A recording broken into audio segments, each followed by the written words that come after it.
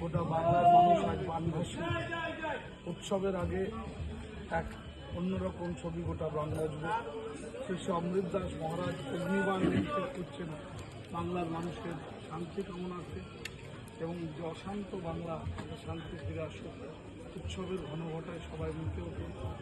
উৎসব মুখর সে বাংলা যেন আনন্দের উৎসবের বাংলা হয়েছে। বন্যা বিধ্বস্ত এলাকার মানুষরা যাতে শান্তি খুঁজে পান, দেবী অন্নপূর্ণা যাতে সবার জীবনে সুখ শান্তি সমৃদ্ধি নিয়ে আসে, তাই তিনি অগ্নিবাণ নিক্ষেপ করছেন সবার শান্তি কামনার্থে।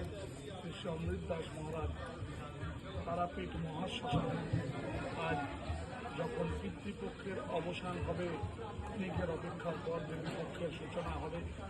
আজ মহালয়া এই পুণ্যতিথিতে তারাপীঠ মহাশ্মশানে আনন্দে বিশ্ববাসীর শান্তি কামনার্থে তিনি অগ্নিবাণ নিক্ষেপ করছেন এবং পরপর তিনি ব্যাগটা নিয়ে নিক্ষেপ করে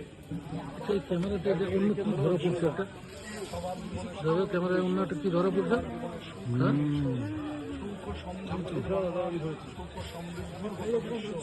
দেখতে পাচ্ছ? দেখো আমারটা ধরা পড়েছে।